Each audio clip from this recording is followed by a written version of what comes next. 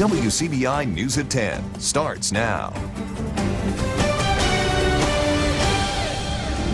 Thanks for joining us tonight at 10. The father of Mississippi Agriculture Commissioner Andy Gibson was shot and killed in a situation involving Simpson County deputies. Investigators confirmed that an incident took place this morning with Harry Gibson and law enforcement.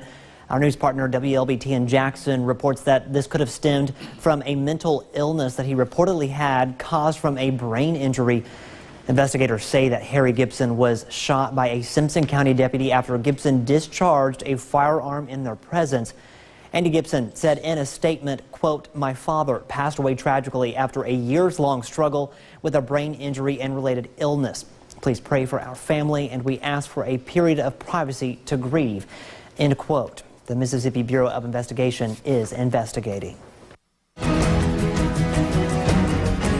Here at home, social media and WCBI reporting helps put some accused cooler thieves on ice. 3 juveniles will be charged with felony shoplifting after allegedly stealing $1,500 in Yeti coolers and backpacks from Dick's Sporting Goods in Columbus. Police are still searching for one other suspect in the video. Columbus Police Chief Fred Shelton says the juveniles turned themselves in after the constant showing of the video on air and online. The 3 juveniles will be processed through the Lowndes County Juvenile Detention Center. An update tonight after a second deadly crash in Kemper County yesterday. Troopers identified the victims as 56-year-old Kimberly S. Holliday from South Haven, 12-year-old Bailey Sutherland of South Haven, and 67-year-old Kathleen Essling of Iowa. 5 other people were also injured in that crash. Troopers say the preliminary investigation shows a southbound Chevrolet pickup crossed over the median and collided with 3 vehicles driving north, including a Meridian school bus. The accident happened about 3 miles north of the Lauderdale County line. When the new school year rolls around, Alabama teachers, they're getting something they've been fighting for, a pay raise. Last month, state lawmakers approved a 4% pay increase for all teachers and public school employees. Our Quentin Smith, he speaks with educators about the pay hike. Quentin, what are they saying? Well, Scott, they're saying this pay increase is much needed and long overdue. The pay raises are a part of a proposed $7 billion education spending plan. Now, it's no secret that Alabama is facing a teacher shortage. Now, many educators are hoping this pay raise will help solve that problem. Kellen Neighbors is passionate about education. He teaches and coaches at Lamar County High School and says his favorite part of his job is interacting and developing relationships with each and every one of his students. Watching them grow, watching them develop from the beginning of the year to the end of the year, and then wishing them well when they walk out the door in May. He appreciates the hard work his students put in, and he also appreciates a new 4% pay raise approved by Alabama state lawmakers. It's a nice cushion. You know, we don't go into this profession for the money, obviously, but it's always nice to get a little cushion in that back pocket anytime you can, for sure. The 4% raise is probably the biggest raise we've had in the last 10 or 15 years in the state of Alabama. The pay raise will bump the starting salary for teachers to over $40,000 a year. Many educators are now hoping this will breathe new life into the profession. We will be able to attract teachers into positions that we might not have possibly been able to get them into before, which will in turn help students to get a better quality education. Teachers are very appreciative to know that they are valued. You know, it also encourages them to work harder. Lamar County School District Superintendent Vance Herron admits it's tough finding and keeping good school teachers.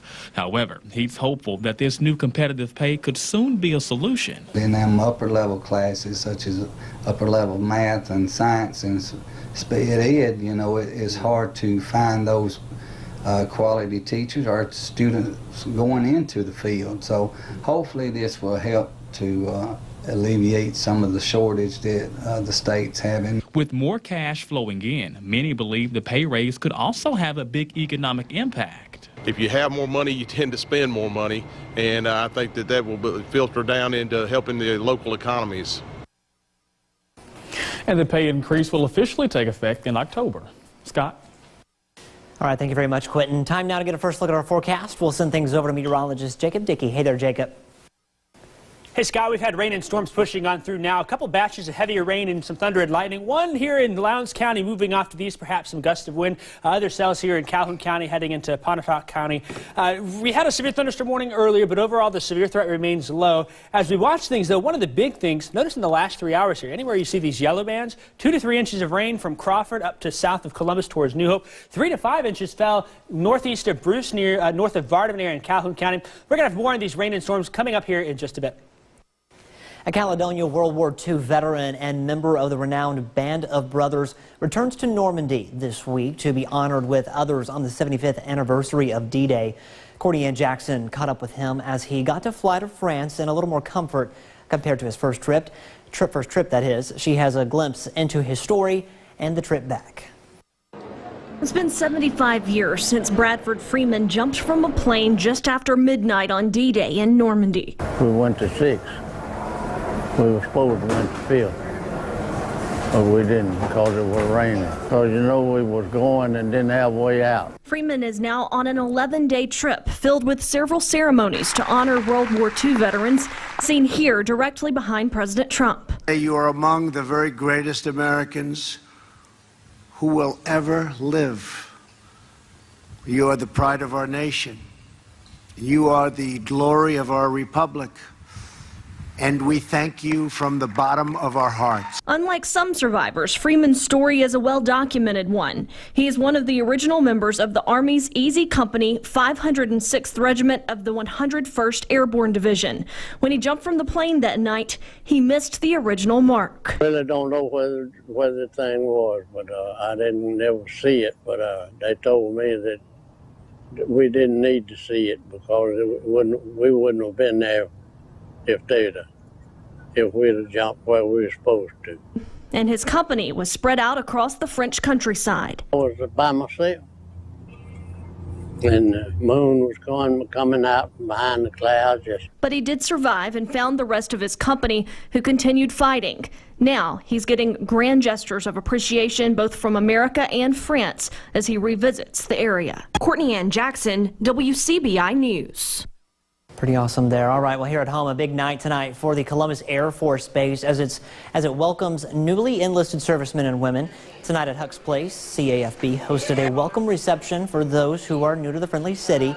It's also a part of the Enlisted Partner Program, which brings some from the Air Force Base as well as the community all in one place to welcome the newcomers and help them meet a few people in the community. Well, we just had a flash flood warning issued for parts of southeastern Lowndes County. That's going to go until midnight. More heavy rain pushing on through the area. As you look at our sky cam out there, lots of rain and storms continuing in the area. I've got the details on that and a full look at our forecast coming up here at the break. Your WCBI First Alert AccuWeather forecast with meteorologist Jacob Dickey. We're continuing to watch these rain and storms push through our viewing area tonight. Some heavy thunder and lightning out there. A lot of folks are asking what's going on. Did have some power outages reported in the New Hope area and some heavy rain in a few spots. One area we've been watching is this storm up to the north and east of Bruce here. As that lifts off to the north, they've seen 3 to 5 inches of rain here north of Lloyd, north of the Reed community, the intersection of one of the highways that takes you over towards New Holka and south to Vardaman. A lot of folks, though, haven't seen much rain at all in that area. The big storm of the night right now, though, is in Lowndes County. We had a flash flood warning go out. If you've got our WCBI mobile app, you got that push alert, and a lot of phones likely went off too, letting you know of that. Seeing areas that I've seen in the last couple of hours, anywhere in yellow, that's between 2 to 4 inches of rain. That flash flood warning is for areas south of Columbus and really south of New Hope, too, along the river back towards Crawford. Could see some flash flooding in spots, of course. Just go ahead and if you do come across a flooded area, if you're driving later on tonight, remember, turn around, don't drown. As we look at our sky cam out there right now, we can see in Columbus a lot of that heavy rain off to the south and to the east there. It's bringing some heavy lightning in spots, too. We've been having a show on our Skycam network tonight, and I've been keeping things quite fun indeed. Temperature right now in Columbus is at 75. A lot of tropical air in place. Dew point is at 73. So we've got that tropical moisture that's really allowing these tropical heavy downpours to fall in our area.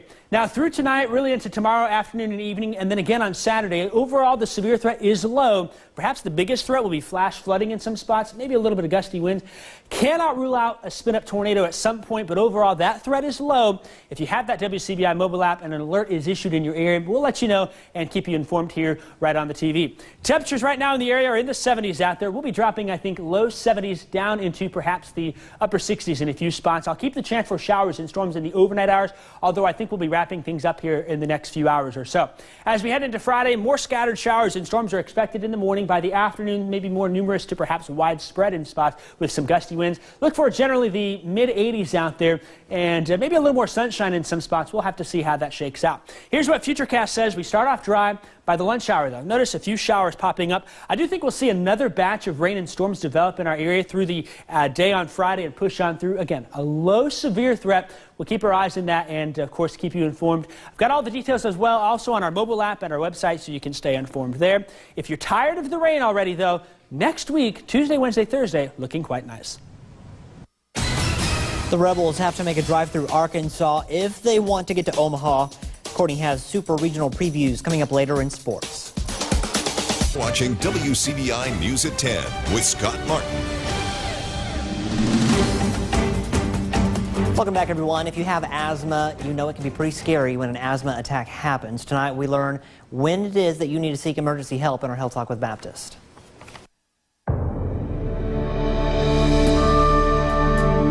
Hi, I'm Dr. Gaurav Dutta, part of the pulmonology team at Baptist Memorial Hospital, Golden Triangle. Tonight, I want to talk to you about how we treat asthma.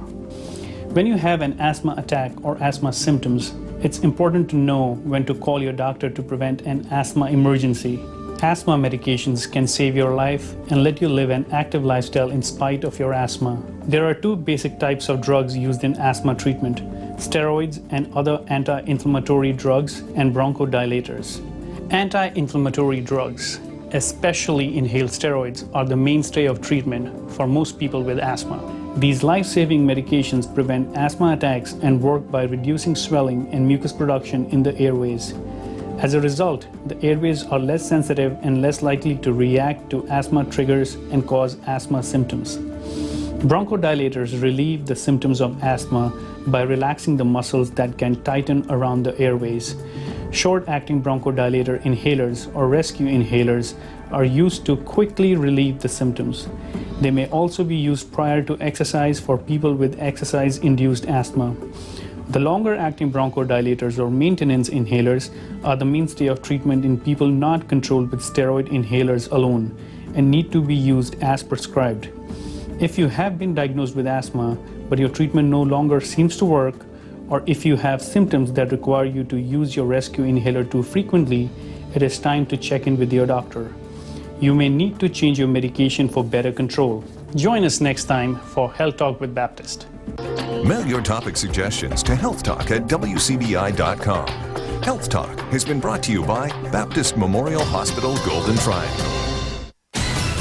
Mississippi State preparing to have a super time at the new Dude this weekend. We're on the matchup in Starkville next in sports.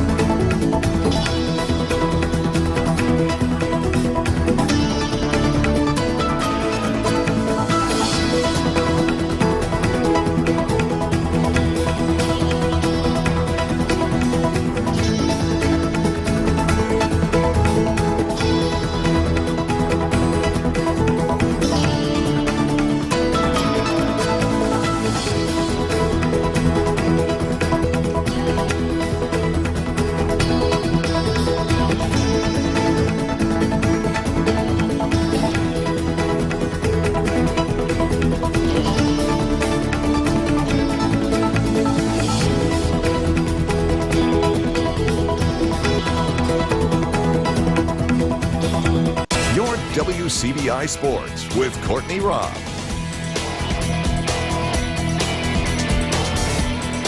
For the first time since 2016, the Diamond Dogs will be back at the New Dude for an NCAA Super Regional. State will be hosting a best-of-3 series against the West Coast foe, Stanford. The Bulldogs have plenty of experience advancing to the College World Series, but how about the Cardinal? Last time they saw a Super Regional was 5 years ago against Vanderbilt, and they didn't end up advancing, but Ethan Small knows to get to this point, Stanford must be pretty good.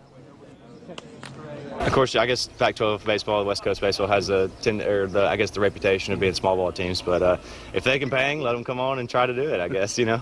But I'm sure they're a great team. You know, they made it this far. Everybody who has is definitely a great team, and we're just excited for the atmosphere and the tremendous competition we're going to face with them. Everyone wants their senior year to be, you know, your last home game to be a super regional. Absolutely. But yeah, this will be the last weekend that I get to run out on this field and play. It's going to be bittersweet, but I hope it's a lot sweeter. You know, you play in Omaha, and Omaha has a lot of people, but they're not all for you. And so when you play here, man, it feels like an Omaha type of crowd, but they're all for you, or everybody but about 50 people. So it helps our ball club. I think it puts pressure on the opponent, but it's just a lot of fun. It's a lot of fun to play in front of our fans. Well, over the course of the past 3 days, Mississippi State saw 11 of its players get selected in the MLB draft. And not only did State have the third most drafted class in the country, but it tied a program record. Head coach Chris Lemonis talked about what it was like watching his guys come off the board. Jake Mangum kind of veered off, and he actually went into my office because he's the only one with the MLB draft on, so he could watch his name being called. So it's pretty cool for him. And Ethan Small the other night, that's just awesome, you know, awesome for him. And it's all the guys I've had, you know, even my guys back in Indiana, I'm watching and seeing them get drafted and realize their dreams. It's a lot of fun as a coach. And Chris Lemonis' former team at Indiana followed the Bulldogs with 10 players selected in the 2019 MLB draft.